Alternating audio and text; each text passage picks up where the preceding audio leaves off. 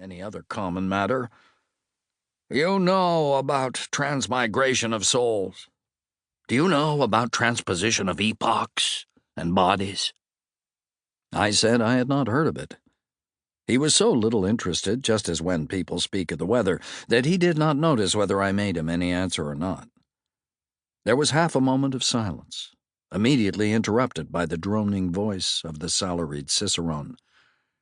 "Ancient hauberk, date of the 6th century, time of King Arthur and the Round Table, said to have belonged to the knight Sir Sagramore le Desirous. Observe the round hole through the chainmail in the left breast. Can't be accounted for. Supposed to have been done with a bullet since invention of firearms, perhaps maliciously by Cromwell's soldiers." My acquaintance smiled. Not a modern smile, but one that must have gone out of general use many, many centuries ago, and muttered apparently to himself, "Wit ye well?"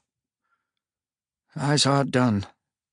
Then, after a pause, added, "I did it myself."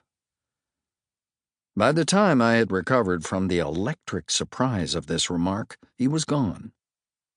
All that evening I sat by my fire at the Warwick Arms, steeped in a dream of the olden time, while the rain beat upon the windows and the wind roared about the eaves and corners.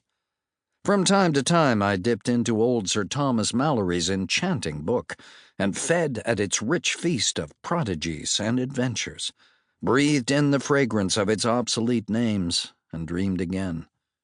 Midnight being come at length, I read another tale for a nightcap, this which here follows, to wit: How Sir Launcelot slew 2 giants, and made a castle free.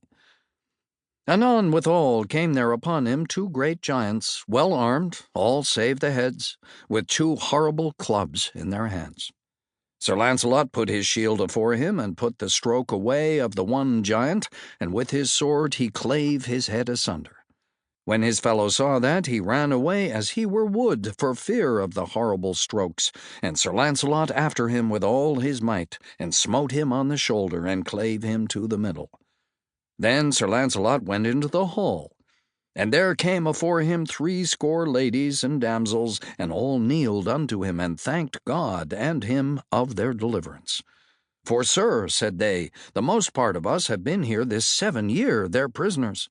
And we have worked all manner of silk works for our meat, and we are all great gentlewomen born, and blessed be the time, knight, that ever thou wert born.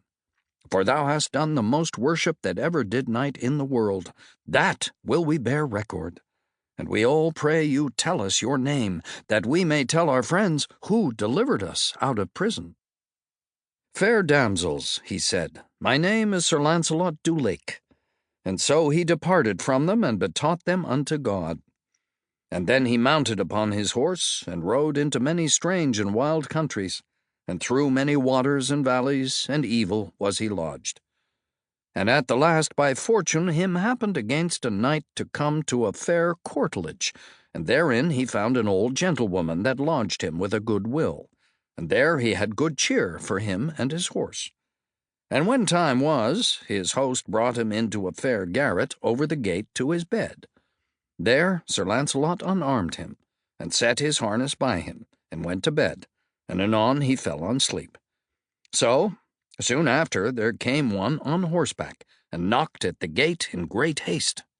And when Sir Launcelot heard this, he rose up, and looked out at the window, and saw by the moonlight 3 knights come riding after that one man, and all 3 lashed on him at once with swords. And that one knight turned on them knightly again, and defended him. "Truly," said Sir Launcelot, "yonder one knight shall I help, for it were shame for me to see 3 knights on one, and if he be slain, I am partner of his death." And therewith he took his harness, and went out at a window by a sheet down to the 4 knights. And then Sir Launcelot said on high, "Turn, you knights, unto me, and leave your fighting with that knight." And then they all 3 left Sir Kay, and turned unto Sir Launcelot, and there began great battle, for they alight all 3, and strake many strokes at Sir Launcelot, and assailed him on every side.